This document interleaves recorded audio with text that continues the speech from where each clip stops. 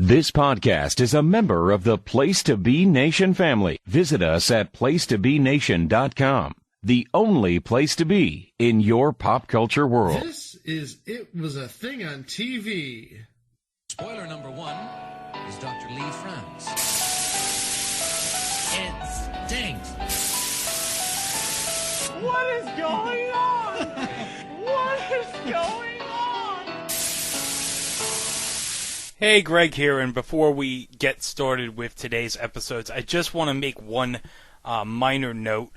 If at some point you hear like gusts of wind at certain points of the episode, before we started taping, I had my fan on in my room because I have no AC in my room.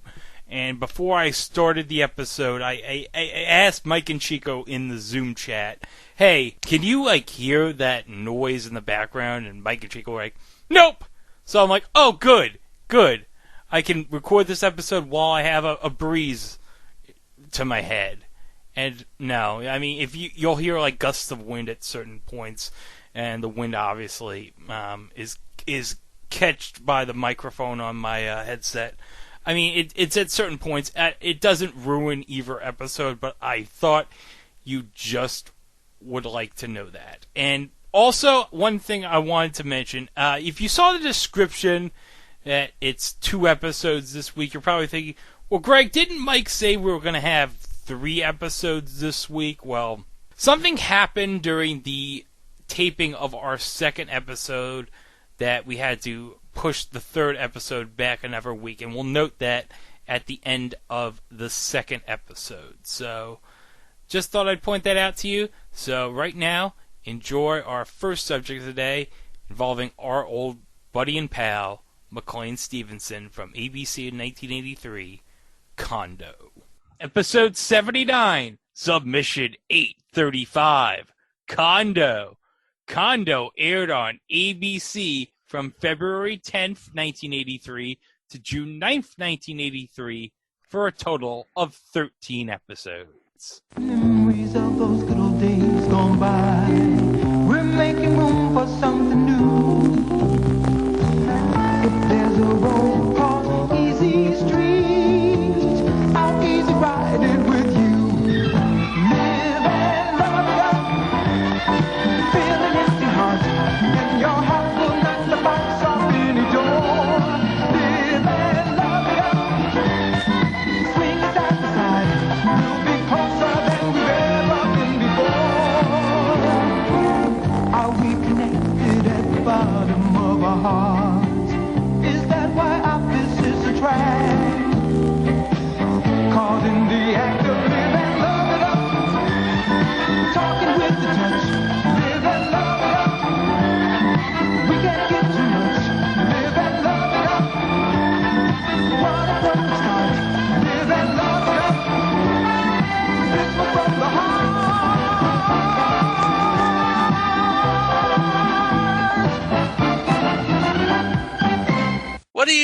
What do you get when you take an upwardly mobile family from the barrio and a downsizing kind of middle of the road, what-bred, waspy family from the suburbs and put them in the same condominium complex?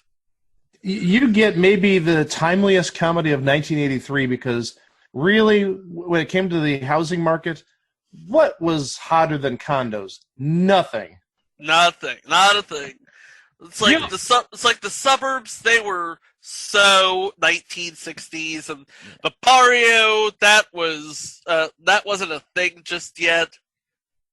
But what better? But somebody at ABC looked at Paul Junger-Witt and Tony Thomas and said, "You know what's funny? Gentrification." And, of course, who led all this? Our personal favorite in these parts, McLean Stevenson. Yes! We all love the patron saint of this podcast. Oh, we all love McLean Stevenson on this podcast. And this is the 4th show, which he essentially killed before MASH aired its... Well, I shouldn't say MASH aired its finale. MASH left the air. Yeah, MASH's final episode would have been February 28th, and its premiere would have been February 10th.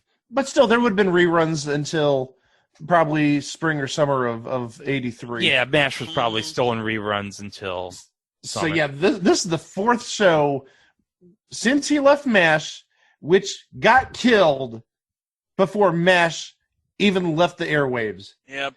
We had the McLean Stevenson show. Oh yeah, we'll cover that eventually. We've covered Hello, Larry. Hello, Larry. In the beginning, we've got to cover soon.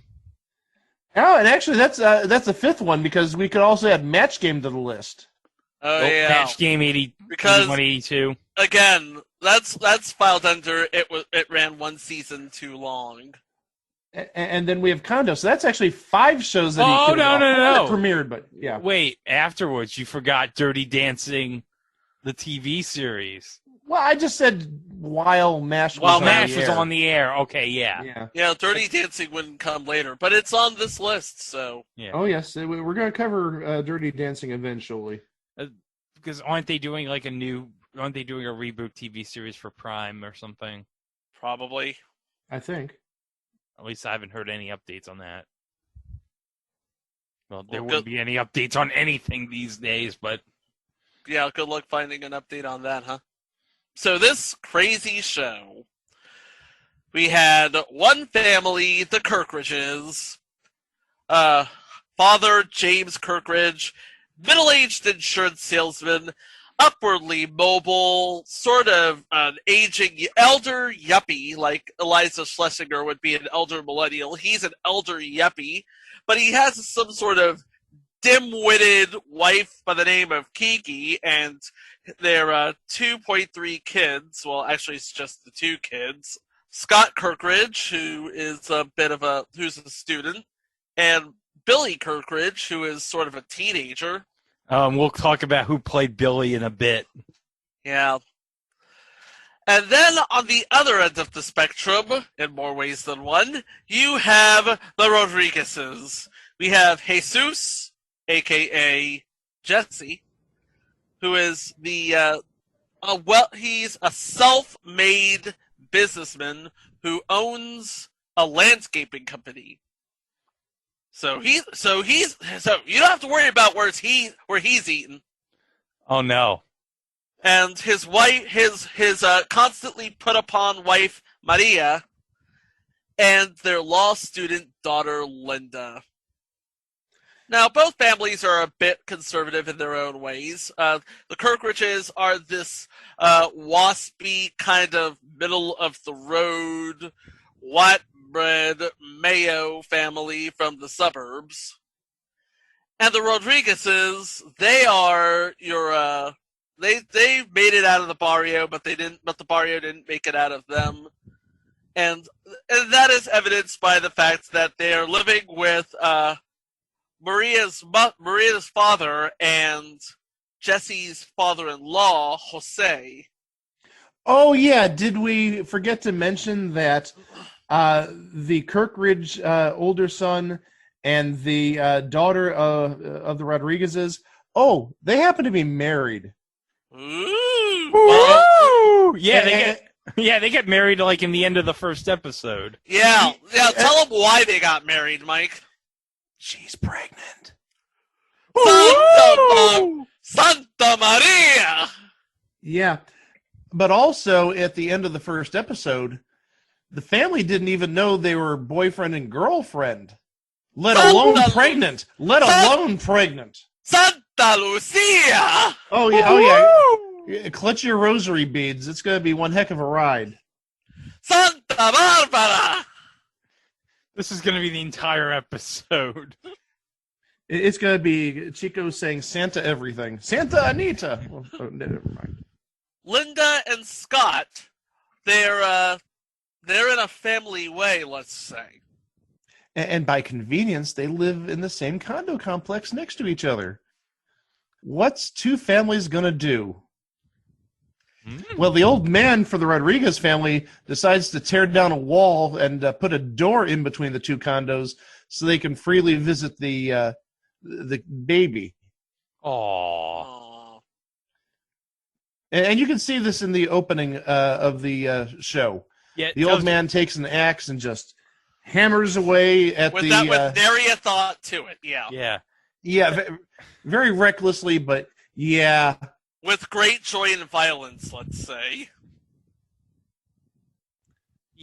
He definitely was a guy who definitely did not pick an axe for the first time. He had experience with this before. Mm-hmm. I don't want to. Was he the Zodiac? Maybe assisted Ed Begley Jr. Who knows? Oh, jeez. Well, my takeaway of this show, this was almost, if you think about it, like an updated version of Soap. Think about it. Soap for the 80s, yeah. Soap for the 80s. Right down to the end of the opening credits. Well, exactly. Well, not just that. I mean, also when you talk about the people involved, the production companies, talking about Witt and Thomas. Mm-hmm. I mean, they were 2/3 of the people behind Soap. But also, the the shot of them, of the two families at the couch, that screams Soap. That is definitely Soap. Yep. That is Soap right there. But also, with all the infighting of the two families, but also, well, I mean, the relationship between the son of the Kirkridges and the daughter of the Rodriguezes sort of kind of reminds me of some of the stuff that happened on Soap, because you did have a few times where the Tates or the Campbells had relationships with one another, and everybody had a friggin' relationship on Soap, it seemed, whether it was with the Tates, the Campbells, or outside the family. Families. Yeah. Mm-hmm. But yeah, this was just, you could tell that the interplay and the chemistry, or lack thereof, was very central to the plot of this series. I mean, on one hand, you have Scott and Linda trying to make it work against all odds as a legitimate married couple. And then, on the other hand, you have their parents, who are either at each other, willing to help each other, or at each other, trying to kill each other, or just burying all those feelings down, just leaving them be. And if you've ever seen Hank Hill and Con Phone on King of the Hill, it was a lot like that. Yes. Oh, that's a good comparison. Oh, thank you. So, yeah, we mentioned the baby. I don't think we mentioned the baby's name. No, we did not mention the baby's name. You haven't? I do. Oh, yes, I can't even pronounce it. Joselito. Okay. A very ethnic name. Maybe it's just me, but Jesse Rodriguez owning a landscape company, maybe a tad stereotypical racist there? A TV weenie bit? Well, no, it's no racist than him not accepting the marriage because there wasn't a priest at the little Las Vegas chapel that they got married at. Don't worry, dude. When Michael Jordan gets married at Vegas, it's going to be very styling. You don't have to worry. They'll probably have like some priests in the chapel. The Last Dance. Anyway, so yeah, Joselito, named after the grandfather, I'm guessing. Jose. Yeah, makes sense. Makes sense. But we got to talk about the people involved, not just on the acting side, but also behind the scenes. We mentioned the producers were Paul Junger-Witt and Tony Thomas and John Rich, and they would go on to bigger and better things, and they already had pretty big things. We talked about Soap. Benson. It's a Living. Golden Girls. Herman's Head. Yeah, Empty Nest. I mean, the list goes on and on and on and on and on. But also, we should mention the producers were Saul Turteltaub and Bernie Orenstein. Saul Turteltaub and Bernie Orenstein from What's Happening, Saul Turteltaub and Bernie Orenstein? And also the Saul Turteltaub and Bernie Orenstein from Sanford and Son. Ooh. Yeah, one and the same. Nice. Bernie, who was it? Either Bernie I think it was Orenstein. He was a guest on Gilbert Gottfried's podcast in the past week because they did like a roundtable with different comedy writers. Oh, Cool. Yeah. It was either Turtletop or Orenstein. I didn't listen to the show yet. One of them is dead. The other was on Gilbert Gottfried's podcast this past week. Well, that whittles it down, doesn't it? Well, you got a 50-50 shot. And then the music. Oh, my gosh. Now, first off, I love that open.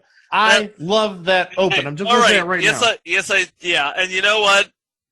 Props to we have to give a special shout out here. Our good friend Amanda Walker turned us on to a Onion article about theme songs that explain the show's deal. This is one of those theme songs that just explains the show's deal. yeah. Yes, and we need to thank George Allison Tipton for it, but also a tip of the hat to Paul Williams. That Paul Williams? Yeah.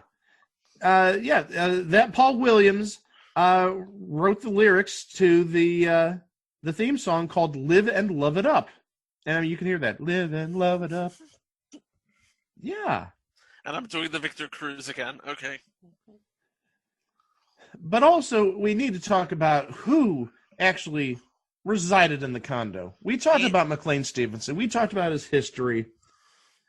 There were other people there. There was Maria Rodriguez, played by Yvonne Wilder, Okay. who would later go on to Full House, playing Irene Katsopoulos.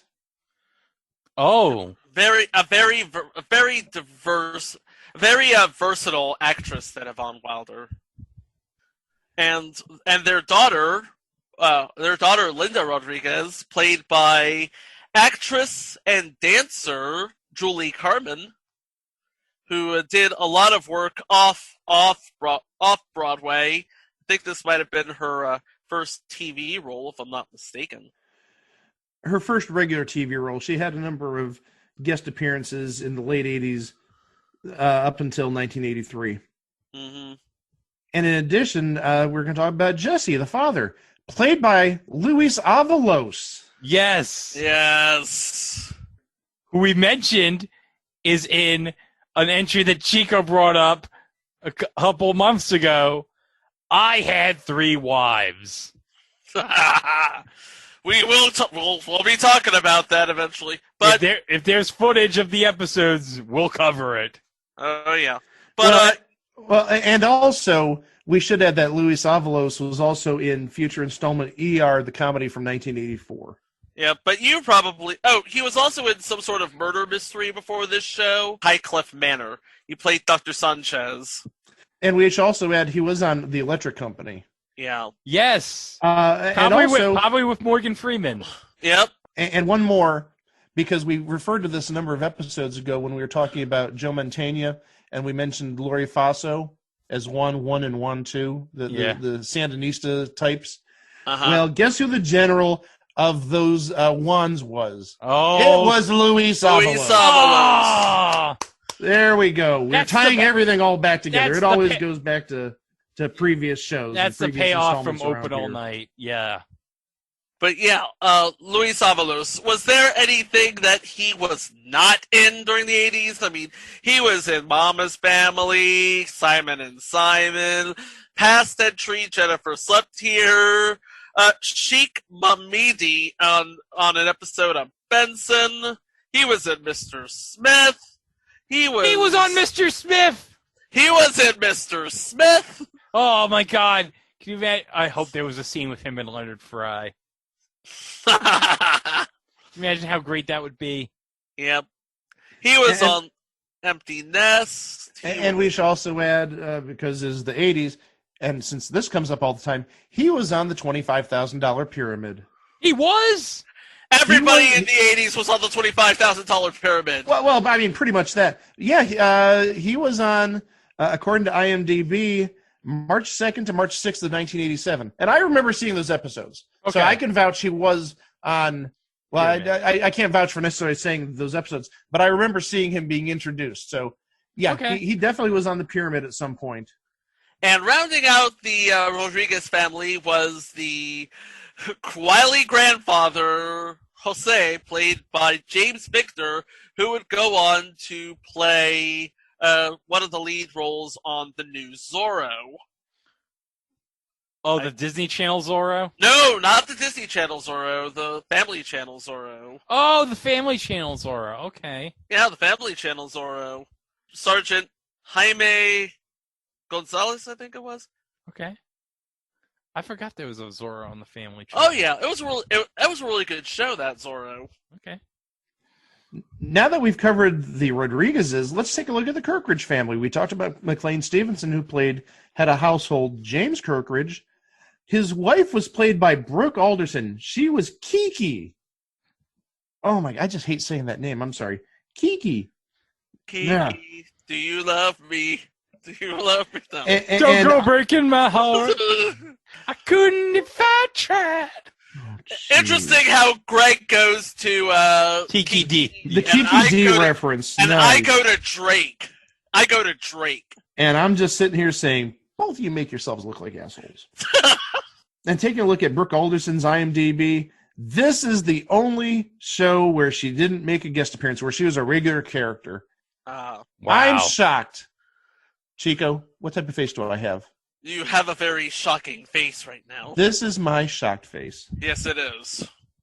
And the elder son, Scott Kirkridge, played by Mark Shub, who did a lot of guest shots, but he did a lot of guest shots, but the only other series I guess he had a regular role in was The Paper Chase after Condo. Yeah, that would have been semi-regular. It looks like he was on 6 episodes. You know, he's a semi-reg. He's, yeah. And as we alluded to earlier, the youngest son, Billy Kirkridge, was played by the one and only Mark Price, not the basketball player, Skippy. Skippy from Family Ties. Skippy Handelman, yes. And the most amazing discovery we found out was he was doing this while he was doing guest shots on Family Ties because he wasn't a regular yet. No, he's what you call an elevated regular. He got elevated when this was canceled. Yeah, and he was just so lovable on Family Ties. Yeah. And then in 30 years, he got in a Twitter beef with Jay Onrait and Dan O'Toole. Well, we've gone over the general format of the show. We've gone over the production company, the behind-the-scenes people. We've gone over the in-front-of-the-camera people. How about we look at some episodes? Let's watch some episodes. By watch, I of course mean go over them very quickly. And read the recaps, yes. Yes. Yes. And we'll start off with episode 1, which is called The Neighbors. And the description of this episode is a stereotyped WASP and an upwardly mobile Hispanic find themselves condominium neighbors forced with impending family ties. Impending family ties? Did they know something about Skippy we didn't know?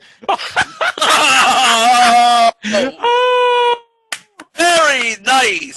Very nice. And of course, when we say impending family ties, there's a bun in the oven.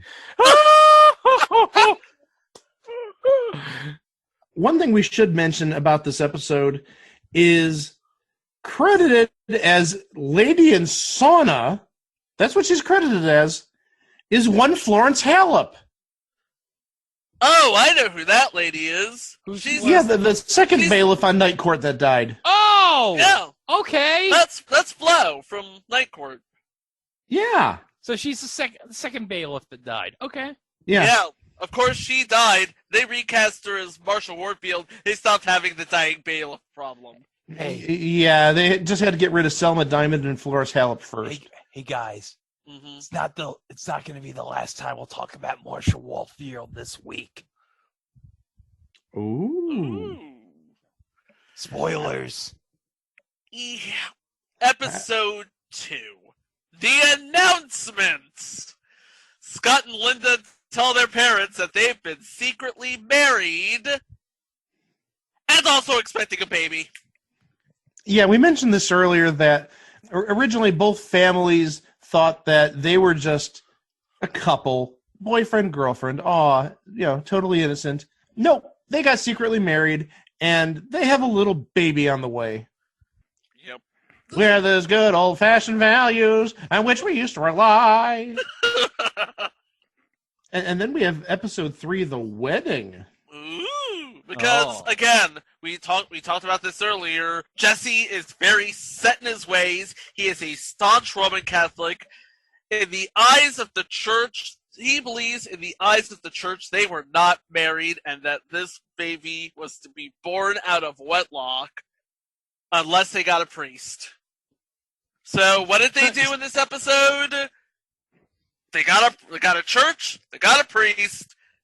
They're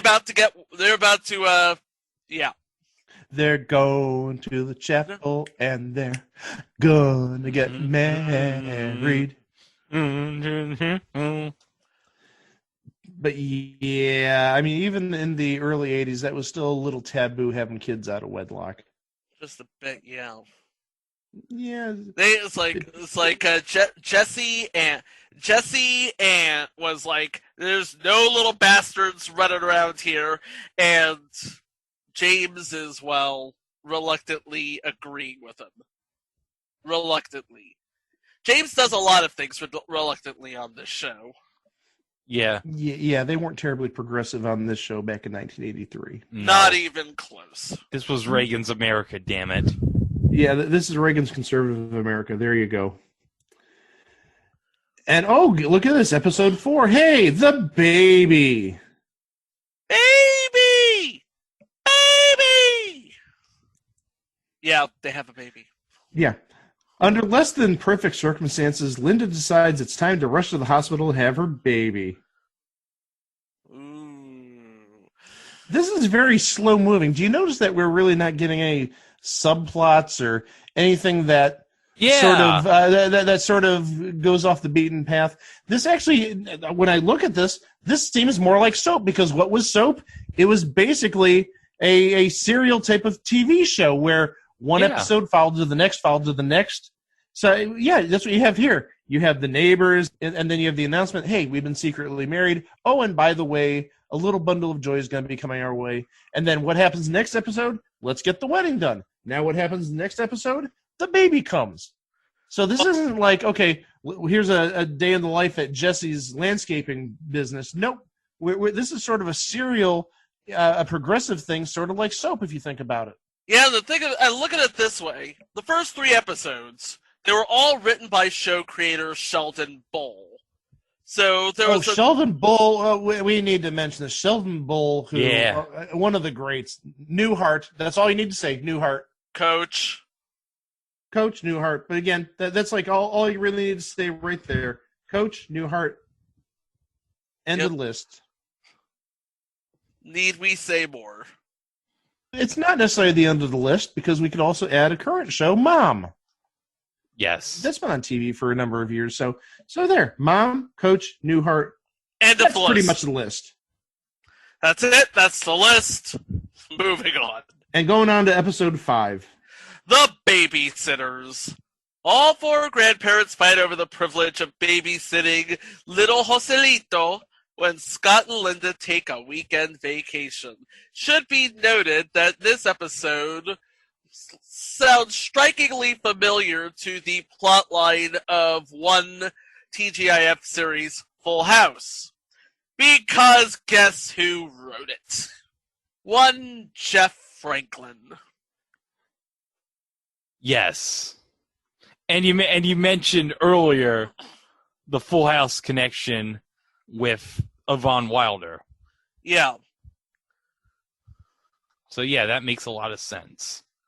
Mm-hmm. She played who was it? Debbie Katsopoulos or something? Jesse's mom. Yeah. Yep. Uncle Jesse's mom.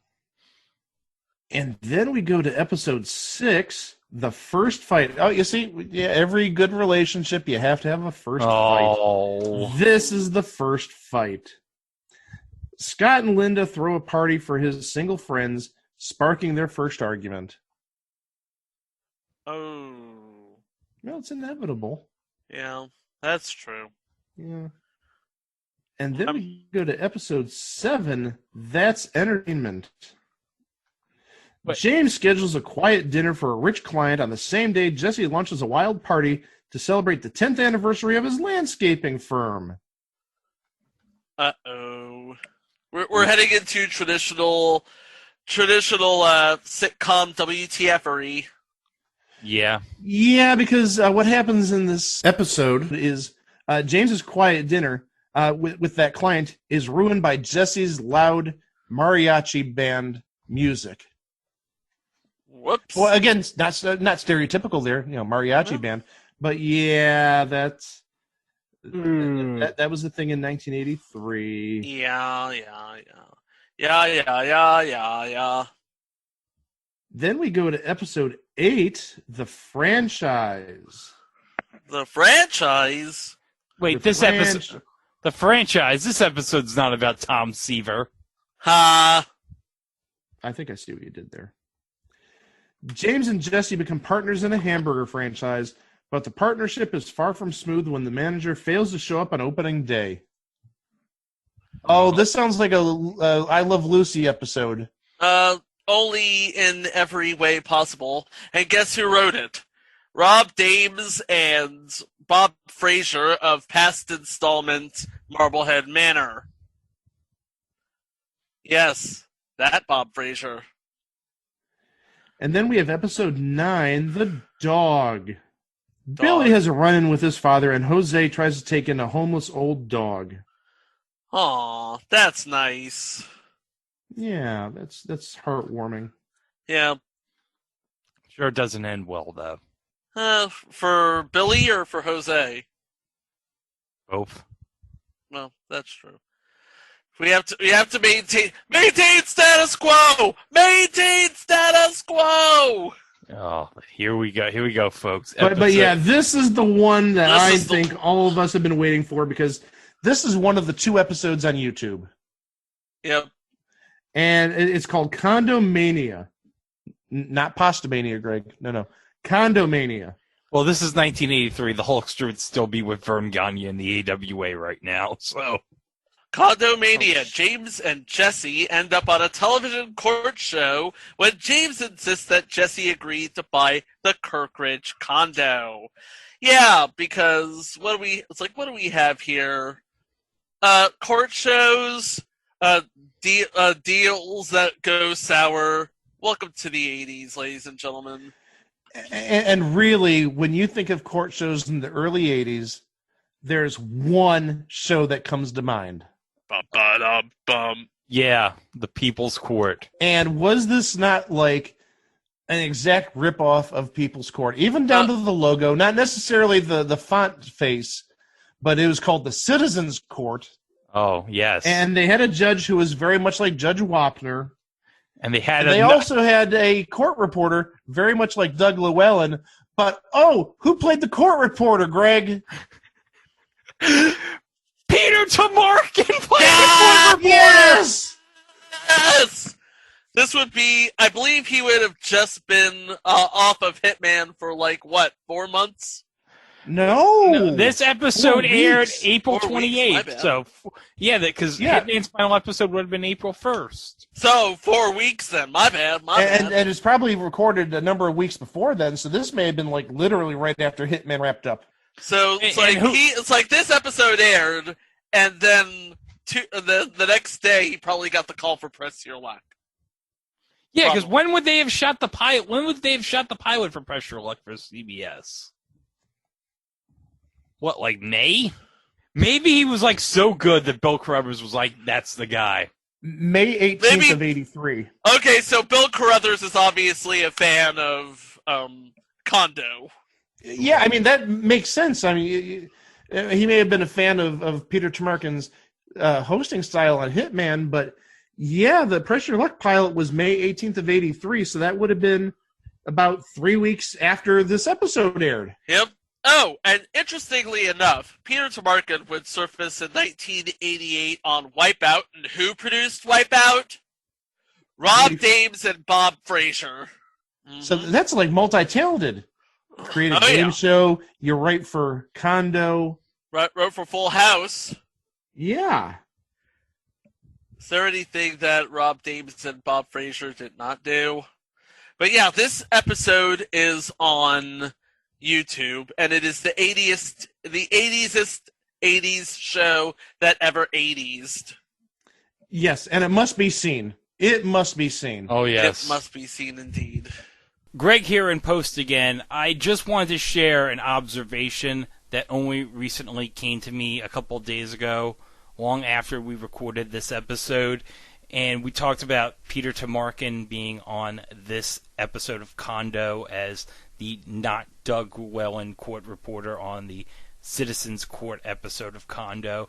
One thing that came to me a couple of days ago while I was thinking about Peter Tamarkin on Condo was I remember that Condo, as we mentioned, was produced by Whit Thomas Productions. And we had mentioned that they had produced Soap back in the late 70s, early 80s for ABC. Something I forgot to think about that came to me just now, a couple of days ago. Who was the announcer for Soap? Well, that'd be the late, great Rod Roddy. And what show did the late, great Rod Roddy announce for?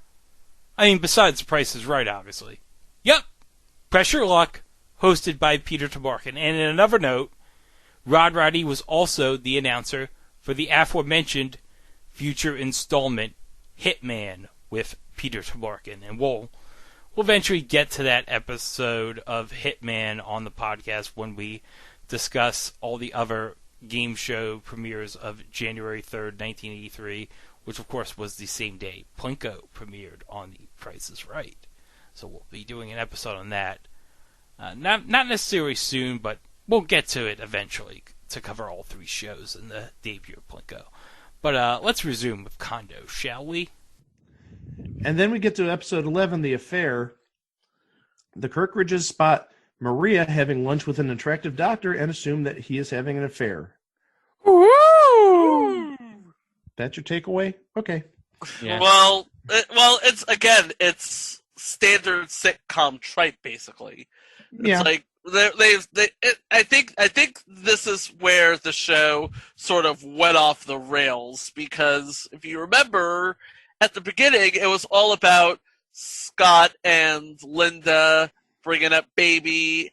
Now it's about all the family trying to get on with each other, and yet there's absolutely no character development whatsoever.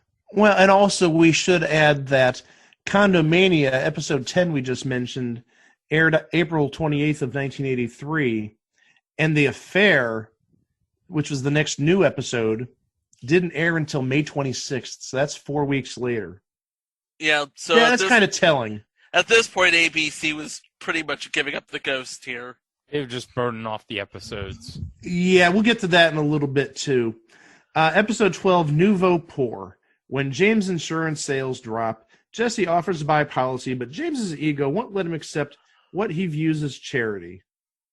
I would have expected that sort of thing to come from Jesse's point of view instead of James, but then again, it just goes to show you that Jesse and James are more alike than different. And James has a lot of pride. Yeah. And then the last episode, Members Only. Boy, that doesn't have like an 80s connotation to it. Yeah. Jesse's attempt to join the country club that James belongs to reveals the underlying bigotry of the other members. That sounds like another episode of King of the Hill.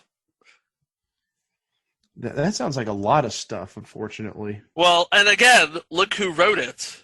The late, great David Angel. He of Frasier fame. Oh, and I was wondering where I heard the name. Yeah, he died at 9/11. I forgot. Yeah. Oh, my gosh. Well, that just took a creepy turn looking at his information. You want to talk about creepy? One of the interesting things that I've just learned, and this would be repeated with another show, The Golden Girls. Okay, Yvonne Wilder's supposed to be the mom, right? Yvonne Wilder's supposed to be the mom. All right. And James Victor's supposed to be her dad. Yvonne Wilder was 2 years older than James Victor. So What? She was 2 years older than James Victor. So he had heavy makeup and a graying beard. Because if you've seen him on the new Zorro, you know he has not a full head of jet black hair, but he's got he looks very young. He looks very young on the new Zorro. And the new Zorro, if I'm not mistaken, would be another 6 years down the line. So 89, 90 thereabout. Mm-hmm. And again, this would be before the Golden Girls, when Estelle Getty would be older than B. Arthur, who is actually a year younger than B. Arthur. That makes sense, right? Yes. Well, we were talking about ABC basically giving up the ghost on this show in April and May of '83. Yeah. This show had 3 time slots in its short life. Episodes 1 through 6 aired Thursdays from 8 to 8:30 on ABC. Then the next 5 episodes, 7 through 11, they aired half an hour later, 8:30 to 9, replacing future installment Amanda's. Yeah, we're covering Amanda's. Speaking of B. Arthur, there you go. And then for the last 2 episodes, it reverted back to 8 to 8:30 on Thursdays. So yeah, it you know, when I think of ABC in the 80s, really, they had just crappy shows on Thursday nights. Thursday nights was not their night, and this is even before must-see TV came along. I mean, it only got worse when you had The Cosby Show and Night Court and Cheers and A Different World or Family Ties, and you had ABC throwing up shows on Thursday nights like future installment The Charmings. Mm-hmm. Well, guys, is this going to put a wrap on it? Yeah. I think so. I mean, no, you're wrong, because we're playing eBay Prices Right. Oh my God!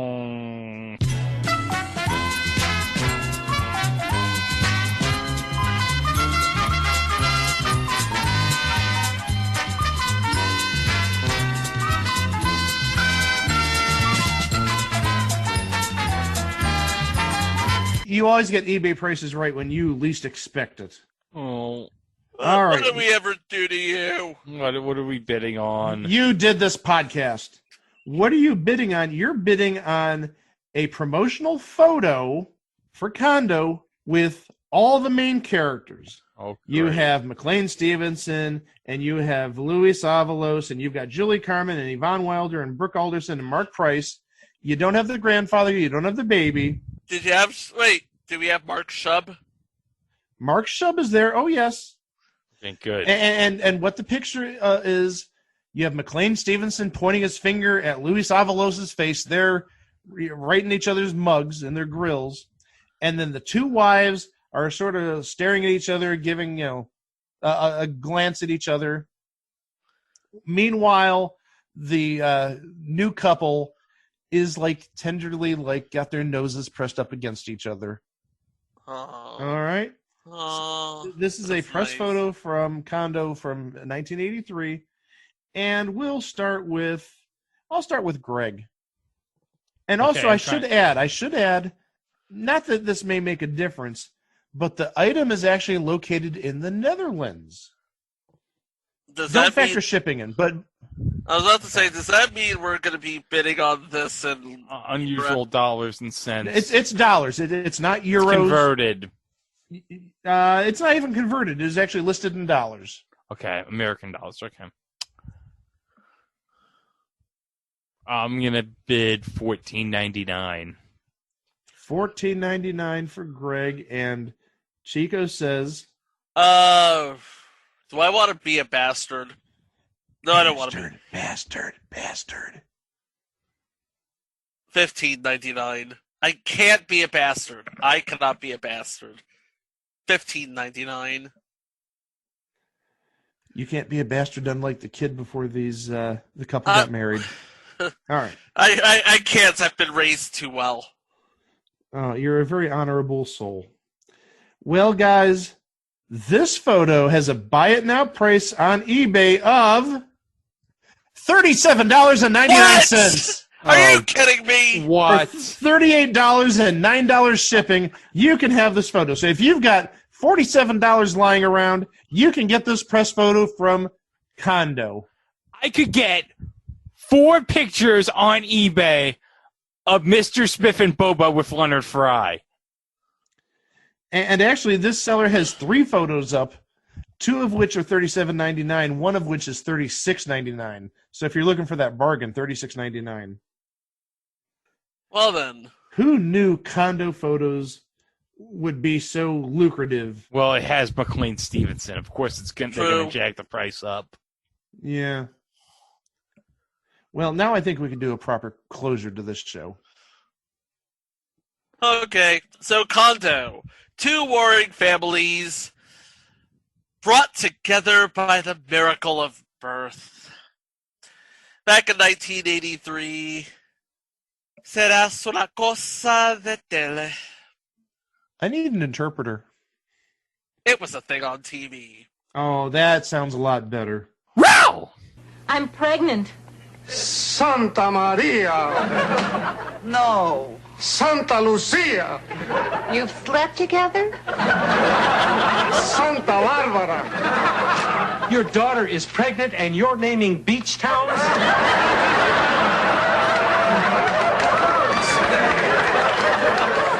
Your son has ruined my daughter's life. No, he hasn't. Oh, this is too much for one night. Linda, are you sure I went to the doctor. Santa Monica! What are you, the surf report?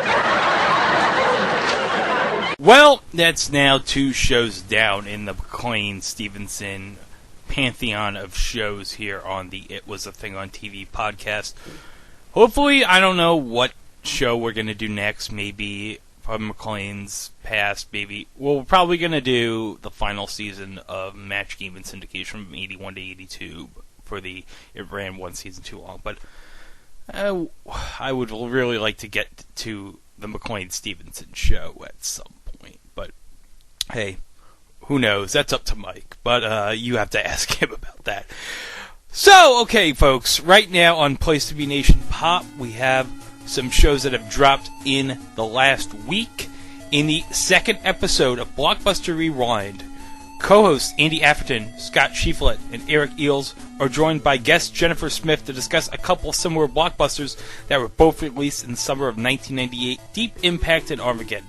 They go through each of the films and talk about their favorite scenes, best and worst characters, the science facts and fictions, rate the main character deaths, reveal what they would do if faced with the same situations and question some of the ridiculousness that permeates the movies, and as a bonus, a chat about a couple of other films in the genre, from Melancholia and Sneaking a Friend for the End of the World. Just to note, guys, Deep Impact is the better movie, although Armageddon is in the Criterion Collection, even though the DVD is in non-anamorphic widescreen, which really, non-anamorphic widescreen on DVDs is the devil for my HD TV. In the latest episode of Diamond Conversations, it features a fun conversation with former Minnesota Twins and Baltimore Orioles reliever Mike Trombley. Trombley shares his journey to the majors as well as the ups and downs that come with switching organizations and how sometimes you never know exactly who will be the key voices behind your career success. Also, be sure to check out the PTBN wrestling feed, which includes a dive into topics running the gamut from the days WWE through yesteryear.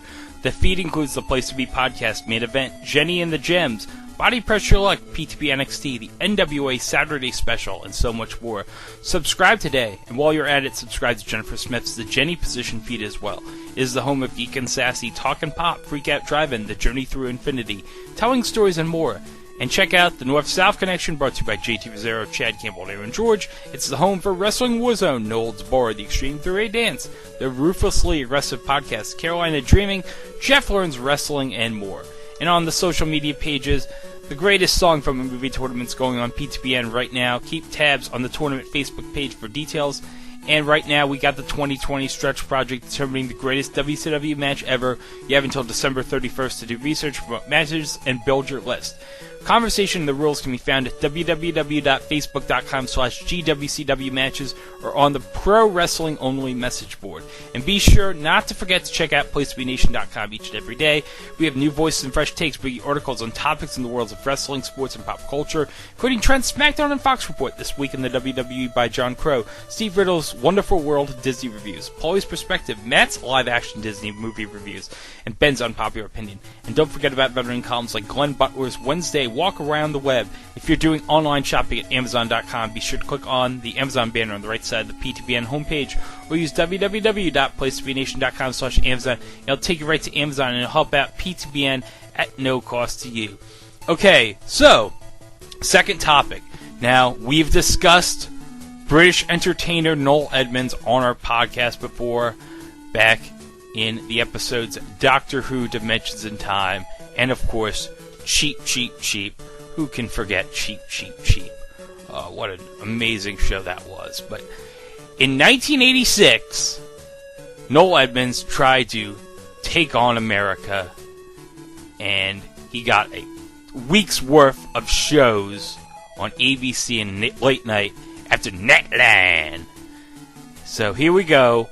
From the summer of 1986, here's the result of the 1 week's worth of test shows that we're going to cover in episode 80, The Noel Edmonds Show.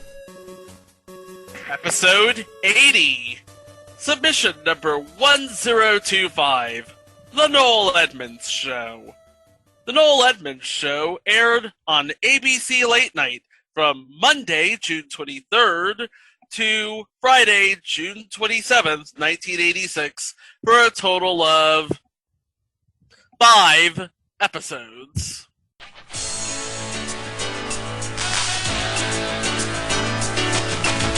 Good evening and welcome. Welcome to Day 5 of the world premiere week of The Noel Edmonds Show. Hello, I'm Phil Collins, and I'd just like to say that myself and Genesis are very pleased and proud to be a part of Noel's show. And I'm also very pleased and proud that Noel has in fact got his own show in America now. He's been doing it in England for many years, and everybody loves him over there. And I'm sure you're going to love him over here. So ladies and gentlemen, my mate, Noel Edmonds.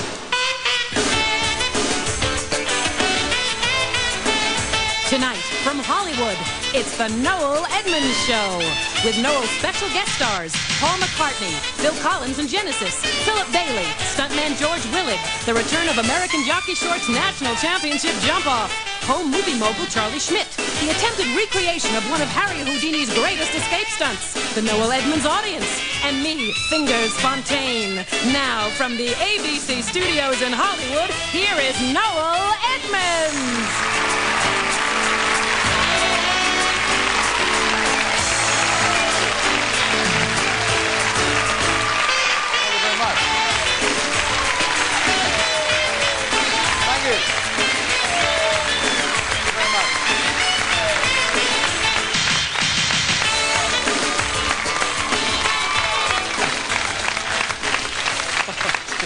Thank you. A very good evening. Thank you for joining. So, folks, you got your Craig Fergusons nowadays. You got your James Cordens. People who made it big in the UK but now are finding major success in the US. But back in the 80s, back in 1986, that was what? No one's ever heard of that. Yeah, because I mean, at least when James Corden hosted the Late Late Show, he would have been familiar to American audiences because he was on Doctor Who. Yep, and Craig Ferguson, when he hosted the Late Late Show, would be familiar because he was on the Drew Carey Show. Yeah, Mr. Wick, baby. Oh yeah, but in 1986, you had the likes of Bruce Forsyth and Noel Edmonds trying to make it in America. Of course, Bruce Forsyth would bring his Brucey bonus to ABC Daytime on Bruce Forsyth's Hot Streak. Future installment, Bruce Forsyth's Hot Streak. It's not on the list. It's going to be now. Oh, you're right. Oh, because it's a great show. We need to have it on the list. Yes! Yeah, for whatever reason, in the around 1986, ABC decided, you know what, we got to have some British personalities on our network. Maybe like one day Brandon Stoddard thought, you know what, we got to have we have to have British people on our network. Who knows? Well, you had British people on your network in June of 1986. You had one British person on your network in June of 1986. And that would be a man by the name of Noel Edmonds. Huh? Well, basically... I think our astute viewers would know who Noel Edmonds is. Yeah, but everybody, our astute listeners would know who Noel Edmonds is. Everybody else would be like, well, who? Well, so let me give you a bit of a background. This was from a story that the AP did about a young 37-year-old talk show host out of Britain. Noel Edmonds makes a splashy late-night debut in America with what may be a first, an exclusive bathtub interview with rock star Roger Daltrey. Ooh! I went to Switzerland to interview Daltrey in the bath, with me in the bath too. I never had a bath with a man before, and never will again. His interview with rock singer Phil Collins of Genesis is slightly more conventional, done in a boat in the middle of a Swiss lake. The interviews with Collins and Daltrey, lead singer of The Who, are just part of the fare of the late night The Noel Edmonds Show on ABC, which gets a 5-night tryout beginning Monday. If it attracts a large enough audience, it could become a fixture following Nightline. Remember, this was about 25 years before Kimmel. Yeah, maybe 25 years before Kimmel took over 11:30 from Nightline. Because it was like a good decade where Kimmel was after Nightline. Yeah. So the show itself was loosely based on Edmonds' hit Saturday Night English series, The Late Late Breakfast Show. Will be an eclectic mixture of interviews, performances, stunts, and audience participation events, not unlike those we see nowadays, with your Jimmy Fallons and your Stephen Colbert's and your James Corden's and your Seth Meyer's and okay, I better dial it back, Chico, dial it back. It's not a chat show in the American sense, says Edmonds, who is here to tape the 5 shows. We go where the people are for the interviews. We want to give an opportunity to people to do the chat shows around the world and do something different. So, what happened? That's too weird for an American audience? Yeah, because this is 1986. I mean, nowadays we're used to those sort of gimmicks on late night TV, but you got to remember, in 1986, pretty much the only late night talk shows that were like on network TV were Carson on NBC and Letterman. Mm-hmm. They really wanted to try and beat Carson and Letterman, and CBS didn't have anything in 1986. No, they didn't.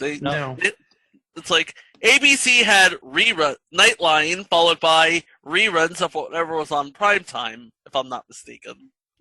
Yeah, and CBS really wouldn't try for a late night show until Pat Sajak in '89, which, by the way, we will cover eventually one day. Mm-hmm. Yeah, it was just too unconventional. I mean, we're going to talk about some of the segments on the show. I think he was trying to bring his own little British twist to television here in America, and it just didn't work out. Yeah, we had a lot of people that when they try to break America, I guess that's what the phrase is. They basically play off strength. But what happens when your strength is conventionally different than what you're used to seeing on American television? What, Dan? Yeah, and from what I saw, it seemed, part unconventional American television, but also part, look who I know. Because how many celebrities, specifically internationally known British celebrities, were there just on the episodes that we know are out there, which, as far as we can tell, are 3 of the 5 shows. Yeah. You had Phil Collins, you had Julian Lennon, you had Sir Paul McCartney. Roger Daltrey. Do not forget Roger Daltrey. Well, again, I mean, that just adds to the list. It's another British personality that... Annie Lennox. Annie Lennox, exactly. So it's sort of like Noel Edmonds went through his Rolodex and said, okay, here's my friend from British entertainment, British music, what have you, and I'm going to interview like Phil Collins on Lake Geneva or Lake Lucerne or wherever that was at. It was Lake Geneva, yeah. Okay. And just the segments themselves, some of them were very weird. There was a tea slurping competition. A tea slurping? There's a competition for tea slurping. But also, the really weird one, there was a contest between 6 audience members to see who could go in and out, jump in and jump out of a pair of jockey shorts the most times in a minute. Oh, yes, I saw that segment, yes. It was was goofy. Oh, but I want to point out the winner of that was that cutie wearing that Dodgers shirt. Yep. Okay, that's your takeaway. All right. That was my takeaway. Sadly, she's like the second person this week to take after my heart after Katie from this week's Match Game Out with Squares reruns that recently aired on Buzzer. Oh, jeez. Oh, for heaven's sake. Oh, boy. Greg's fawning over people on TV shows from before he was alive. So you know that there was Noel Edmonds, but what you don't know was he was actually produced by Michael Hurl, who is known for, among other things, Top of the Pops, which I believe Noel Edmonds hosted, and The Two Ronnies. Oh, and actually, we should also mention, in case you don't know who Noel Edmonds is, well, first off, why are you here? But in a second... If you don't know who Noel Edmonds is, what podcast are you even listening to? Noel Edmonds is like the... Maybe the best way we could describe him is the Ryan Seacrest of England. Yes. Mm-hmm. Yeah. Not only does he do DJing, but also, as we said, he has many irons in the fire in terms of TV shows over his career. We mentioned the Late Breakfast Show. He was Doctor Who. He was in previous installment Doctor Who Dimensions in Time. Yeah, he was. And also he hosted Telly Addicts, which is kind of sort of like Turned Down Remote Control, a television trivia show in England. Noel's House Party, which is absolutely huge back in the 90s. Noel's Multicolored Swap Shop. Yeah, he did that too. Oh! Previous installments. Cheap. And you see, the big one I didn't even get to. He was the host of Deal or No Deal in the UK for over 11 years. Yeah, he was the UK Howie Mandel. Yep. That's actually not a compliment to Howie Mandel, because the way that Noel Edmonds hosted Deal or No Deal... it was different to Howie, yeah. Yeah. Oh, yeah, that's why I said it's not 100% fair, because Noel Edmonds on Deal or No Deal, okay. He knew how to get every ounce of drama out of it. It's like the difference between Chris Tarrant and Regis. Mm-hmm. Yeah. One's definitely American taste, and the other's definitely a British taste. You're accurate there. Oh, another person who was on this show, who produced it, was a guy by the name of Troy Miller, who would go on to work for Arrested Development, Mr. Show, and Flight of the Conchords. Future installment Flight of the Conchords? Yeah, that's pretty well known, Flight of the Conchords. Okay, not future installment Flight of the Conchords. But yeah, this had Noel Edmonds was basically in his comfort zone, where he wasn't doing his monologue wasn't this sort of what happened today. His monologue was basically him relaying what he learned about America, I guess. It was basically you run down the stairs. He talks about because his bit is very observational. There's no real news rhyme or reason to it. It's some sort of observational. Not only is he talking about what he's observed about America, but he's also talking about his audience members, I guess. There was one person he looked at. He said he wanted to see his wife in something long and flowing, so he threw him down the Mississippi. That's the joke. That's the British humor coming out. Mm-hmm. Yeah. Why is the zebra at the Dublin Zoo called Spot? Or an ABC trailer that says, "A wild man is on the loose." I think that promo might even be on YouTube. Well, if we can find it, can we put it in here? Late night viewers, watch out. A wild man's on the loose with special guests Huey Lewis, Annie Lennox, Phil Collins, and much more. The Noel Edmonds Show starts late night Monday. Okay, so one of the things, because again, this guy was very observational. He didn't go over the news. This was not the talk show you listen to for flippant comments about the news. This was a talk show you listened for flippant comments about the people in his audience. Like this lady, he wanted to see his wife in something long and flowing, so he threw her in the Mississippi. Or this person, she's going to market it as soon. She's the inventor of a non-drip instant drying paint. She's going to market it as soon as she can find a way of getting it out of the can. And then there's the time where he just asks, "Why is the zebra at Dublin Zoo called Spot?" I don't know. Why is it called Spot? Nobody knows.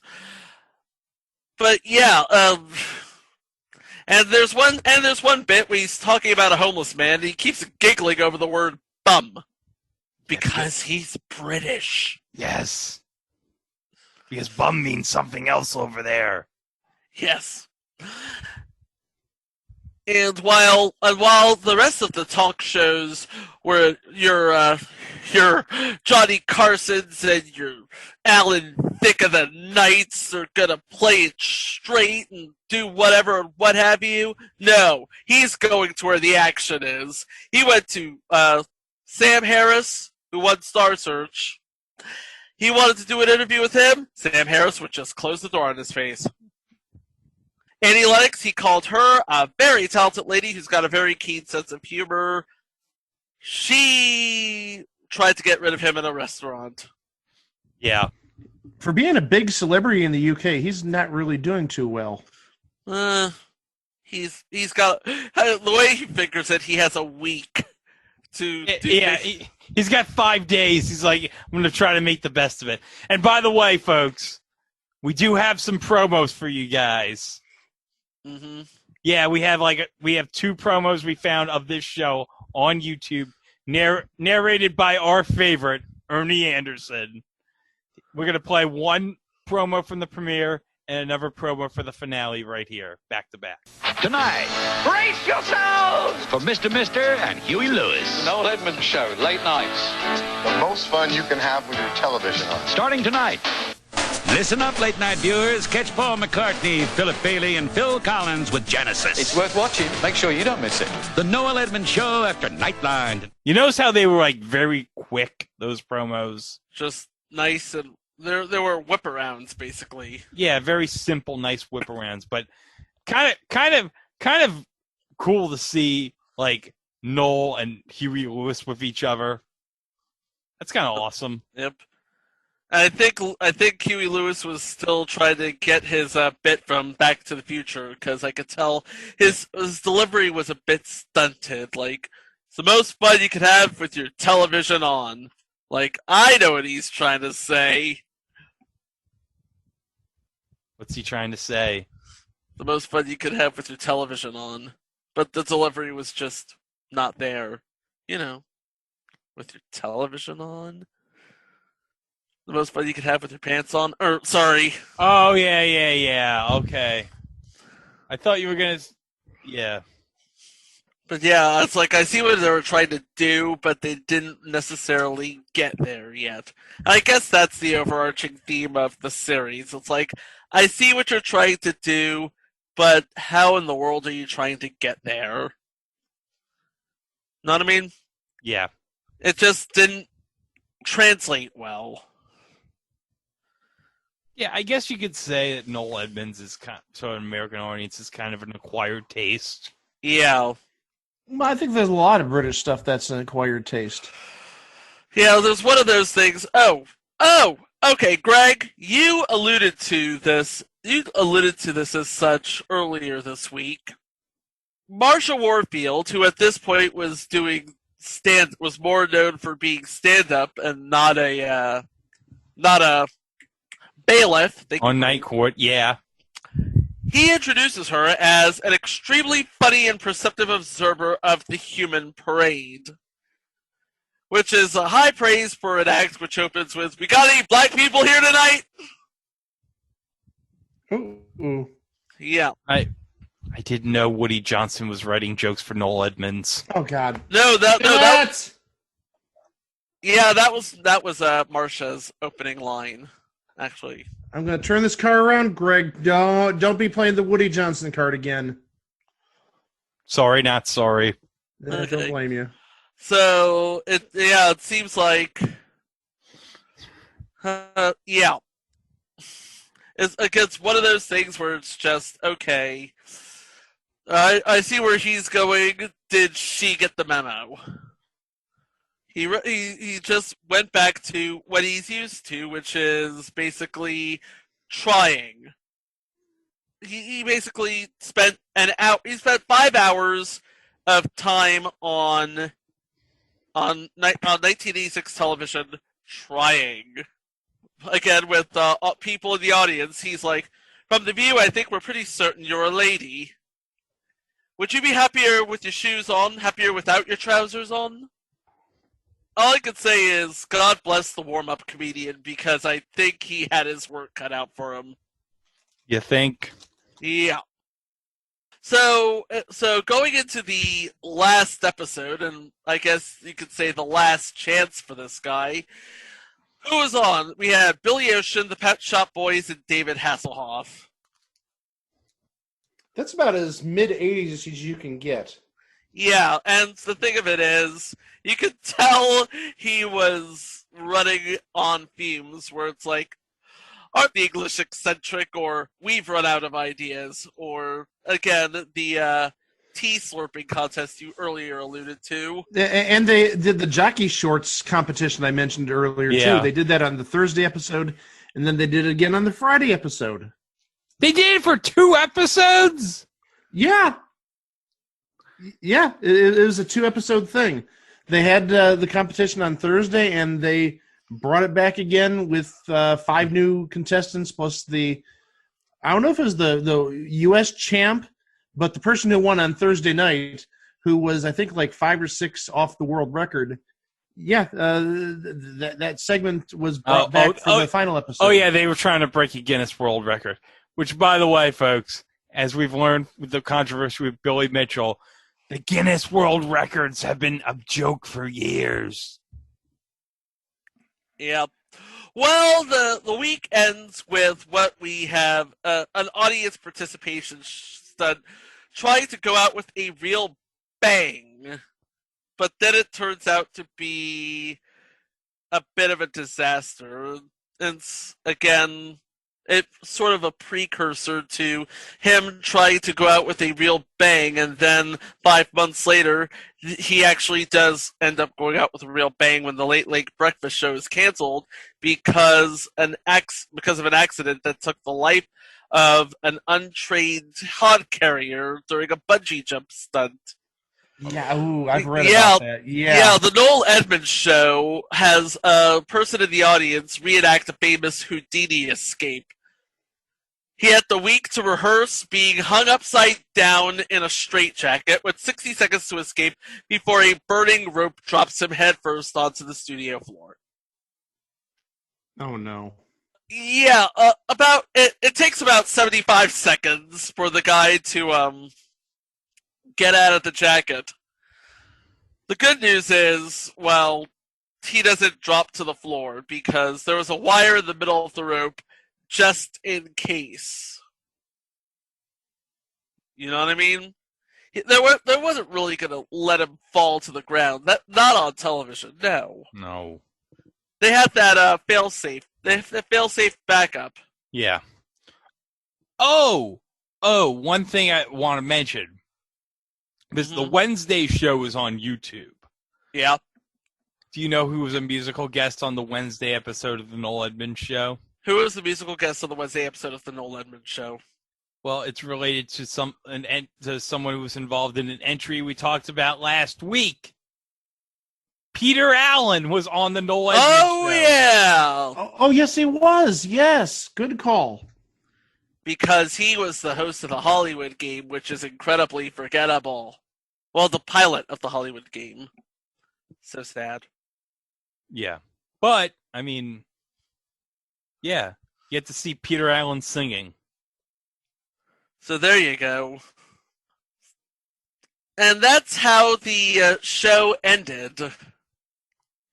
Yeah. I mean, there's nothing much we could say about the Noel Edmonds Show. It was a summer filler program for like a week. He was hoping it would last longer, but it never did. No. Just like Bruce Forsyth's hot streak. Didn't take off. It did not take off, but hey, at least Noel Edmonds had a career. I mean, he could have that pesky career to fall back on, right? Yeah. Yeah, and those millions of pounds. Yeah. Yep. Yeah, he's got nothing to worry about. Yep. And nobody. And the best thing you could say about this show, nobody died making it. Yeah, that's true.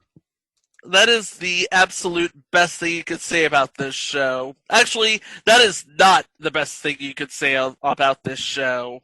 Oh, no. Yeah.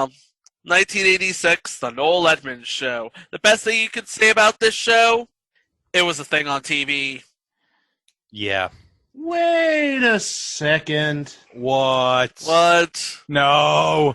Mike, what are you doing? No. Mike, what? Mike, don't play that music, Mike! Do not play that music, Mike! No. Do not play that music, Mike! We'll play that music right here.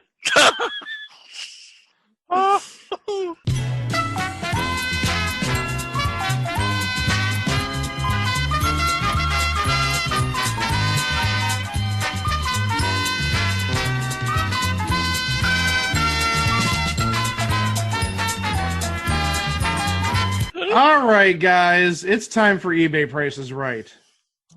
Yes, there is an eBay Price is Right related to this show.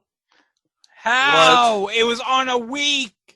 Oh, I'm going to share with you how.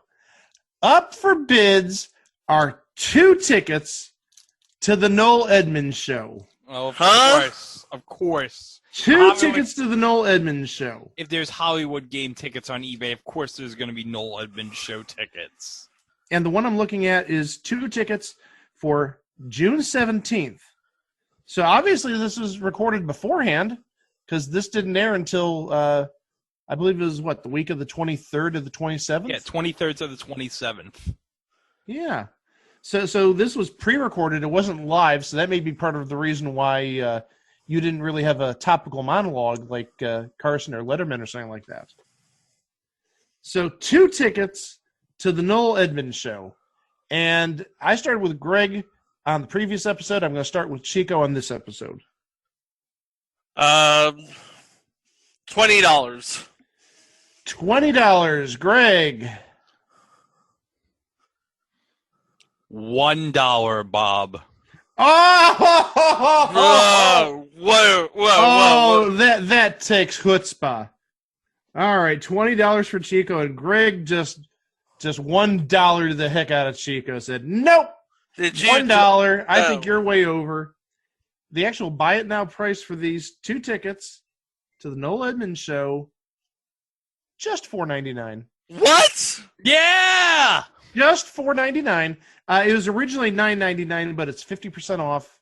So $4.99 plus $5 shipping. You can get 2 tickets to the Noel Edmonds Show. It costs more to ship it than it is to buy it. Yeah, you're right. But also, in case you have some worry about supply and demand, This seller has, and this is not a lie, this isn't a typo, you didn't mishear me, 7 pairs of tickets to the Noel Edmonds show up for grabs on eBay. Did he know somebody at the ABC Television Center? I have no idea. Did he have like 500 tickets of the 200 tickets of the Noel Edmonds show lying around? I have the foggiest idea. What I can tell you is some tickets are for the 14th of June. Some are for the 16th of June. The overwhelming majority of tickets, though, are for the 17th of June.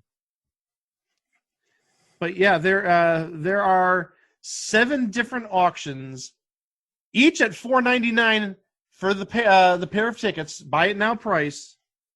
So if you want the tickets, there's an ample supply out there, and even at $4.99, they're not flying off the shelves.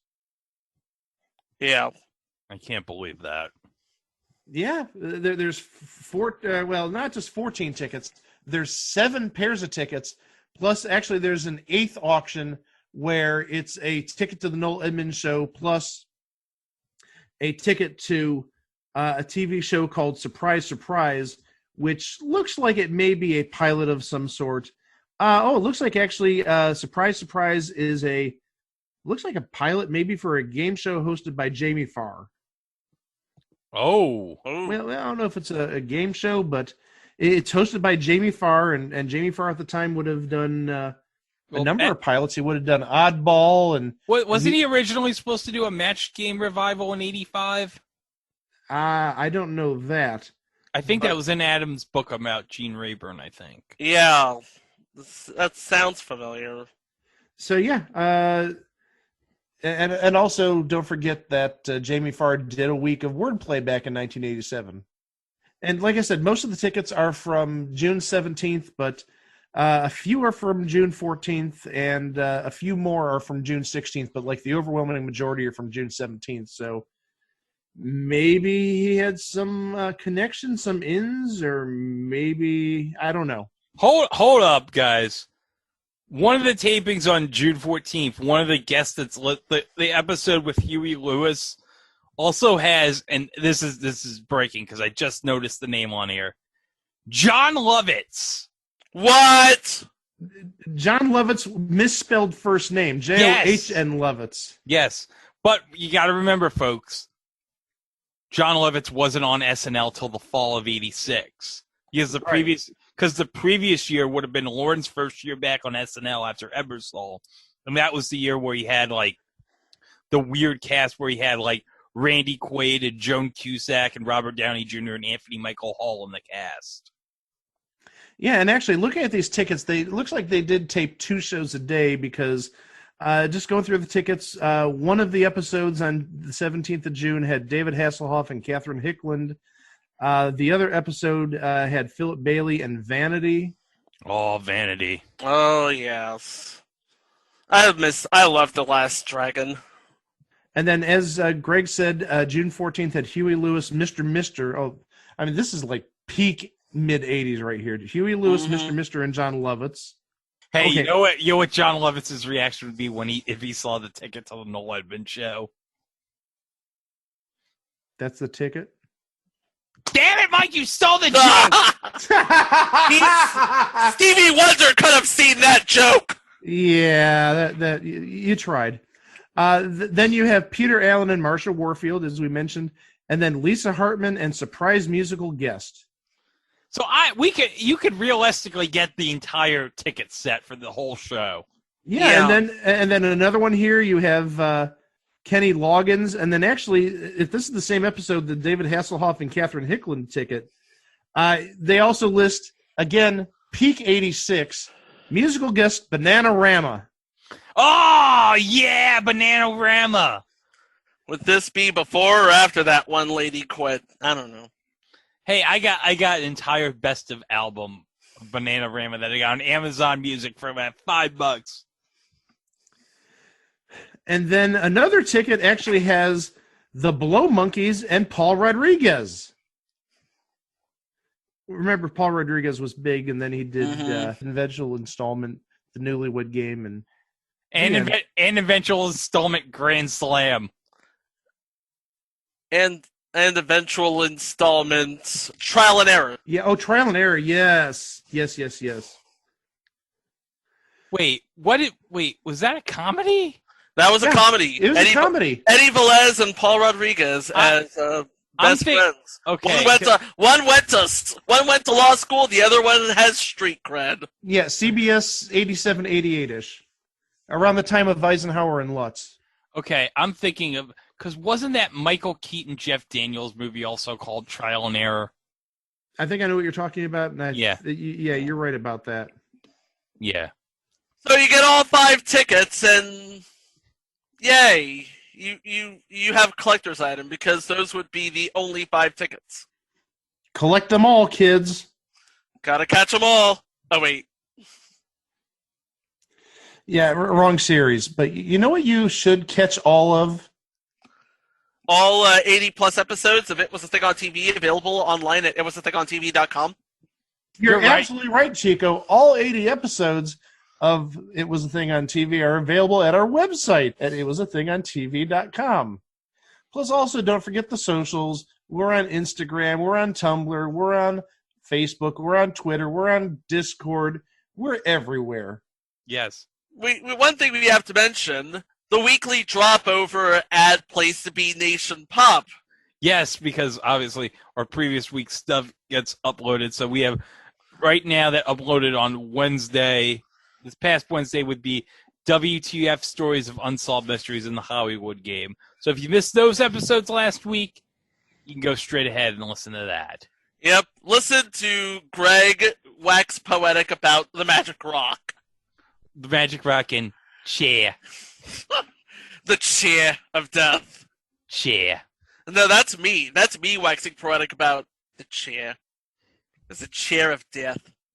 So, next week, we have, and Greg brought this up earlier, but this, I believe you said this was the dumbest premise for a TV show ever? Yes, it is. My God, Chico. I cannot believe I found this show probably last year when we were trying to come up with topics for this show. This is the stupidest concept for a television show ever. Who decided after they saw the pilot episode, you know what? This is so great. We got to put this in series. We got to make this a series. Why? Who thought that this was a good idea? Well, I could tell you who thought it was a good idea, but I'd be spoiling the episode. But first, we have to do a sort of a special episode because over the course of recording this episode, and this is going to date when we actually recorded it, the news came down that we lost Regis Philbin at the age of 88, and what an incredible life that he's had, and what an incredible career that he has had. I mean, he was, if anybody could be told they are Mr. Television, it would be Regis Philbin. And Definitely. we are going to go over one of the forgotten gem? I don't know if it was hey Mike, would you call this a forgotten gem? No. Okay. Well, we'll go over that. Some things are best left forgotten. Okay, well, there's a way of putting it. We'll talk more about it and the other show next week on It Was a Thing on TV. Wow! Deal or no deal?